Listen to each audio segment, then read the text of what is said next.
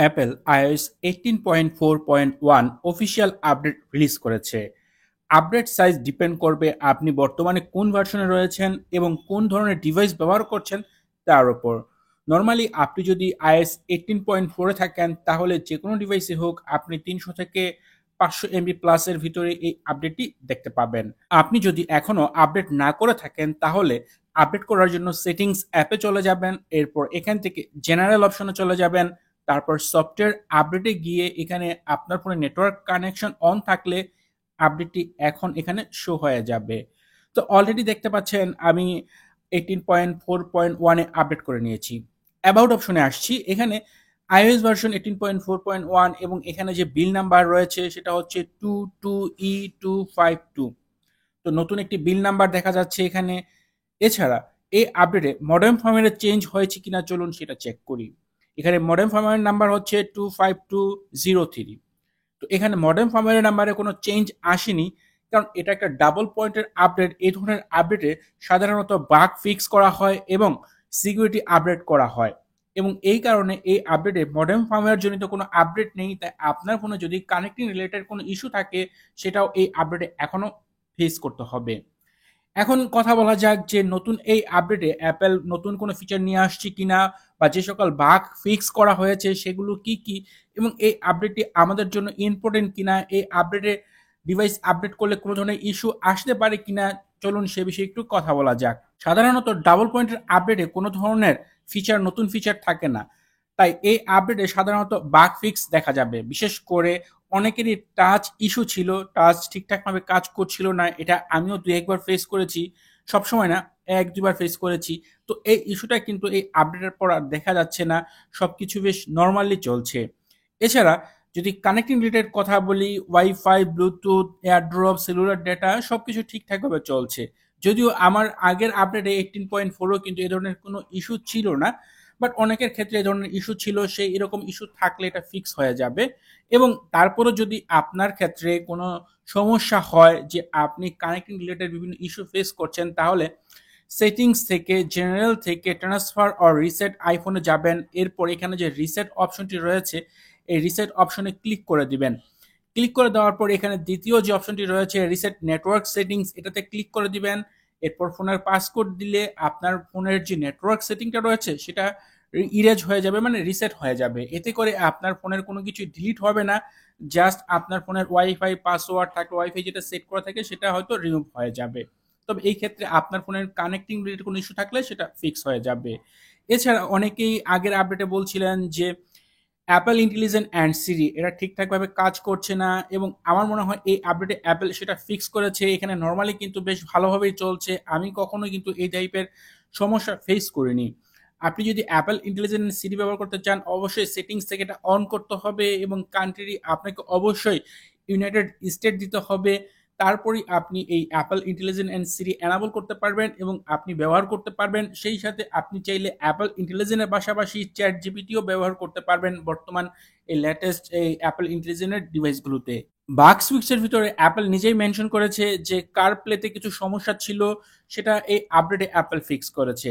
যারা কারপ্লে ব্যবহার করেন তাদের এই ধরনের কোনো সমস্যা থাকলে এই আপডেটে আপনি সেই ফিক্সটি দেখতে পাবেন। আপনার কোনো সমস্যা থাকলে সেটা এই আপডেটের মাধ্যমে অ্যাপল ফিক্স করে দিয়েছে, তাই আপনি এখন খুব স্বাচ্ছন্দ্যে ব্যবহার করতে পারবেন। এছাড়া অনেকেরই দেখা যাচ্ছিল যে ফাইন মাই আইফোনে, বিশেষ করে আপনার যদি একাধিক অ্যাপেল ডিভাইস থাকে এবং সেগুলো ফ্যামিলি মেম্বার হিসেবে অ্যাড করা থাকে, এবং সেই ক্ষেত্রে সেটা লোকেশন ট্র্যাক করার ক্ষেত্রে অনেক সময় সেটা কাজ করছিল না, লোকেশন চেঞ্জ হলেও কিন্তু সেটা শো হচ্ছিল না। তো সেই বিষয়টাও কিন্তু এই আপডেটে অ্যাপল ফিক্স করেছে। তবে এটা হয়তো বা ইউজ করার পর বলা যাবে অ্যাকচুয়ালি এটা ঠিকঠাকভাবে কাজ করছে কিনা। কারণ আপনি যদি একটা ডিভাইস এখানে অ্যাড করে রাখেন, সেই ডিভাইসটি যখন অন্য কোনো লোকেশনে যাবে, সেই লোকেশনটা যখন এখান থেকে ট্র্যাক করা যাবে ওইটাই তখন বোঝা যাবে যে এখন এটা প্রপারলি কাজ করছে। এবং সবচেয়ে ইম্পর্টেন্ট যে বিষয় সেটা হচ্ছে ব্যাটারি লাইফ। যদিও iOS 18.4 এ ব্যাটারি লাইফ নিয়ে ওই রকম কোনো প্রবলেম ছিল না, আশা করি এই আপডেটও থাকবে না। এবং আপডেট করার পর এখানে আমার কোনো ব্যাটারি হেলথ ড্রপ হয়েছে কিনা সে বিষয়টাও শেয়ার করব। মেনলি এখন কিন্তু বেশ বড় একটা সময় কিন্তু ডিভাইস ব্যবহার করছি, এবং ব্যবহার করার ক্ষেত্রে দেখেন এখানে আপডেট করার পরও কিন্তু আমার 90% রয়েছে।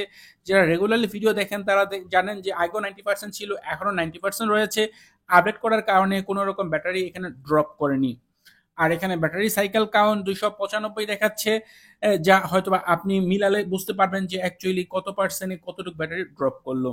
এছাড়া দীর্ঘ সময় এখন ব্যবহার করা হচ্ছে, 7 ঘন্টা 8 ঘন্টা প্রতিদিনই ব্যবহার করছি। এর ভিতরে কোনো ধরনের যে হিটজনিত ইস্যু, এরকম কোনো ইস্যু এখন পর্যন্ত আমি এই আপডেট করার পর ফেস করিনি।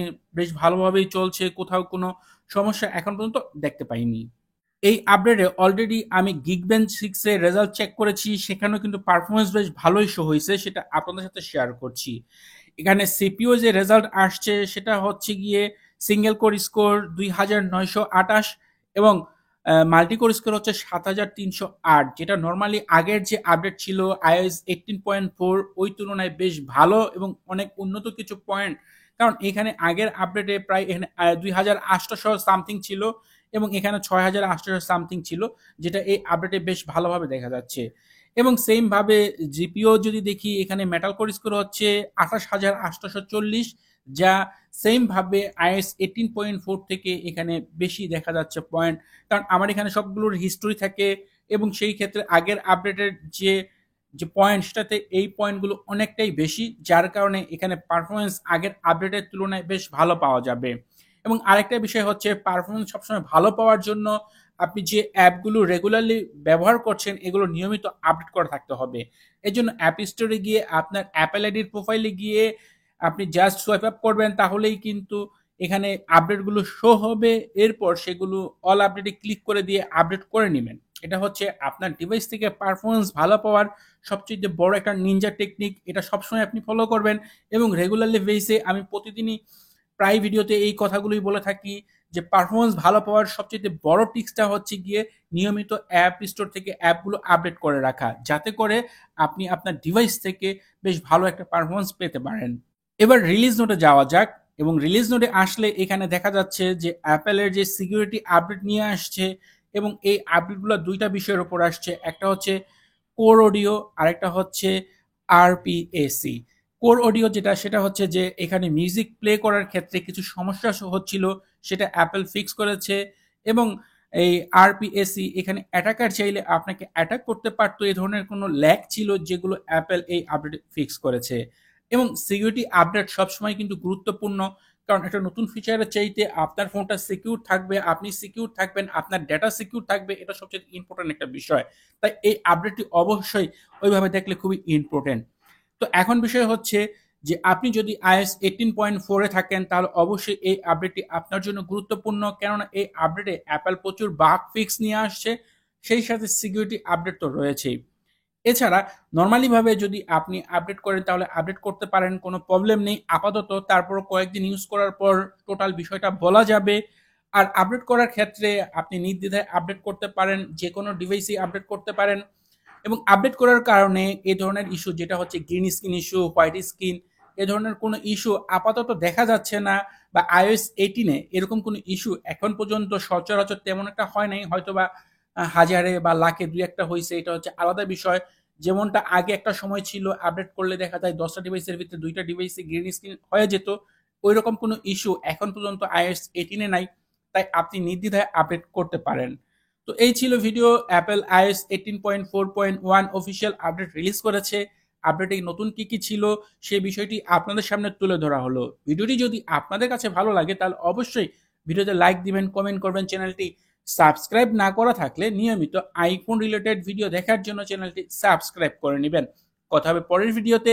সে পর্যন্ত ভালো থাকুন, সুস্থ থাকুন। আল্লাহ হাফেজ।